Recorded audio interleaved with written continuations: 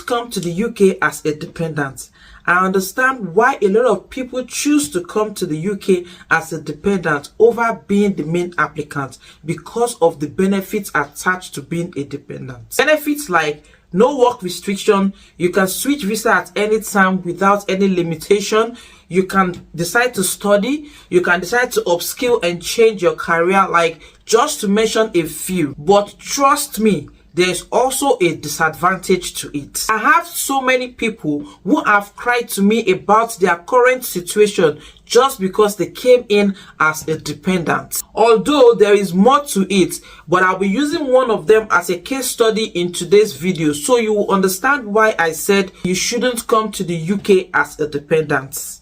Hi guys, welcome to another section with me. For those joining us on this channel for the first time, welcome to my channel talktogbemy. On this channel, I share news on immigration and beneficial ways that you can relocate to developed countries. Of course, among other things, there's so many other things, beneficial things that we discuss on this channel, just like one of what we're about to discuss today. Do consider subscribing to this channel. I promise you will not regret that action.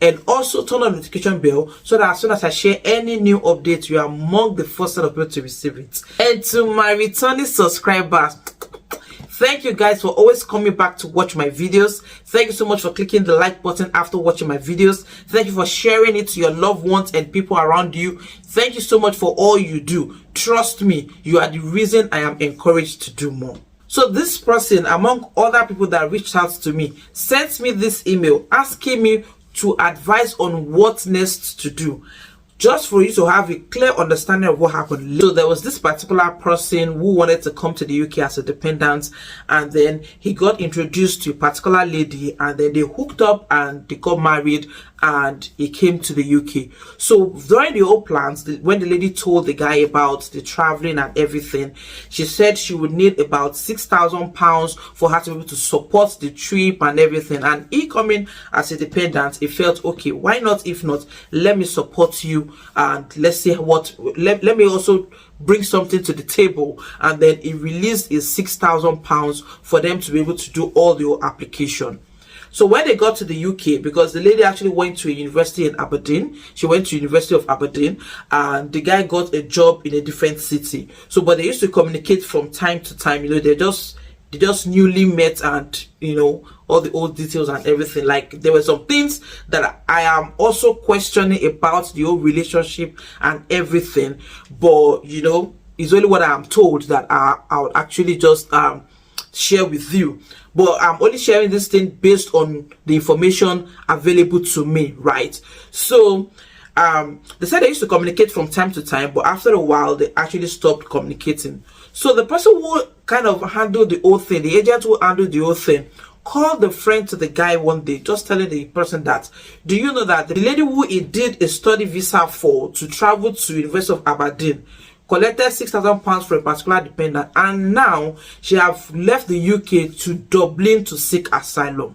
But he does not know how to communicate with the guy who is the dependent so that he can be able to start preparing himself and all that. And but he doesn't want this person to tell the dependent about it, but he just wanted to share it, just to say it to someone. So he didn't know anything about what the current situation of his visa is until he was called by his employer that he needs to do his right to check once again, because I've done a video about this. This is the video whereby Home Office actually sent a letter to all employers in the UK to start doing right to work check on their employers. So it just got done on me that, okay, this is exactly what happened. So when he tried to generate a share code, the thing is not coming up.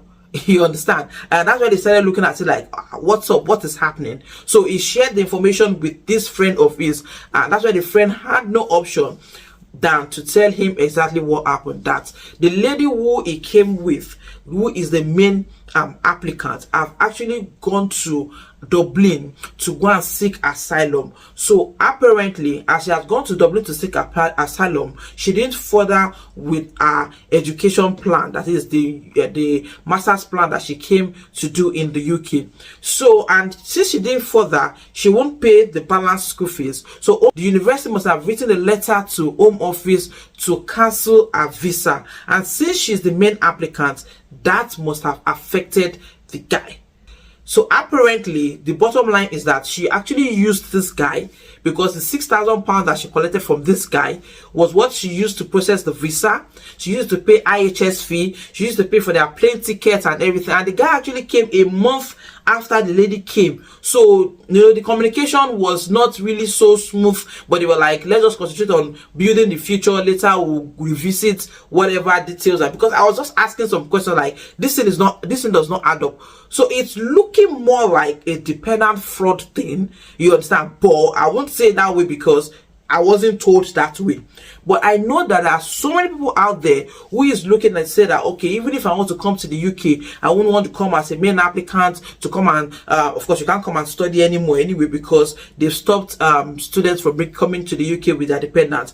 But you don't want to be a main applicant so that you not have any restriction and all that.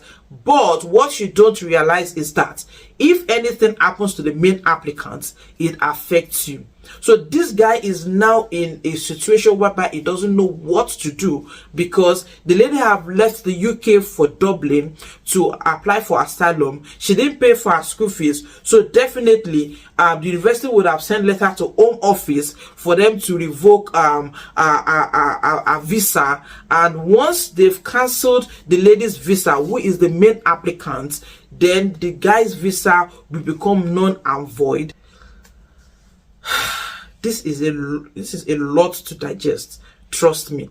But I know a lot of people are running away from coming into the UK as the main applicant, so that they can be able to be free to do whatever they can, and they can maximize the benefits of coming into the UK as a dependent. But there is also a danger attached to you coming to the UK as a dependent, because peradventure anything happens to the main applicant's visa, you are also affected by this. Now this guy is in a state of dilemma. He doesn't know what to do, because he doesn't even know at what point that visa was cancelled.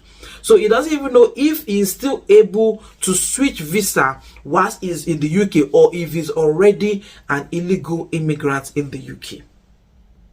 So when they brought this tune to me, I was like, this is a deep one, and I need to share it with people out there so that you can be careful and make the right decision. I'm sharing this with you because I know there might be someone out there who is also planning to do this. So I want you to think this through to make the right decision. If you think you want to do whatever you want to do to come into the UK as a dependent. I hope you've been able to find this video informative enough. Kindly share this video to as many people as possible, so people can be able to benefit from it and people can be aware to make the right decision. I've also done a video about a particular dependent that was held at the airport because it wasn't able to answer the question it was being asked at the airport. Like, it was just mixing words. This is the video. You can watch all the details about it. So if you are planning to come to the UK as a dependent, this is a good video for you to watch, so that you can be prepared ahead of possible questions that you might be asked when you get to the airport. If you haven't subscribed to this channel, now is a good time to do so. Also, do not forget to turn on the notification bell, so that as soon as I share any new updates, you are among the first set of people to receive it. And until I see you in my next video, I wish you all the best in everything you do, and bye for now.